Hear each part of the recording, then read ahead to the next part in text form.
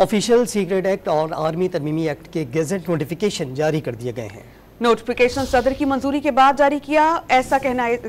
इस नोटिफिकेशन के मुताबिक यही इसका मतन है। इस पर हम बात करते हैं डॉन न्यूज़ के रिपोर्टर हसीब भट्टी से। हसीब, बताइएगा कि सदर मुमलिकत की जानिब से तरदीद के बाद भी नोटिफिकेशन जारी किया गया।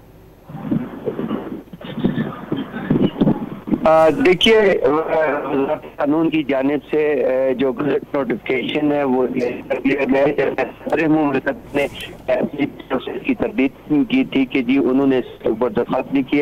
इसके बावजूद 18 अगस्त। हसीब, आपसे दोबारा रब्ता करते हैं, आपकी आवाज़ सही तरह से नहीं आ रही है। ऑफिशियल सीक्रेट एक्ट और आर्मी तरमीमी एक्ट के गेजेट नोटिफिकेशन जारी कर दिए गए हैं। इसका मतन यह है, नोटिफिकेशन सदर की मंजूरी के बाद जारी किया गया। गेजेट नोटिफिकेशन पर 18 अगस्त 2023 की तारीख दर्ज है।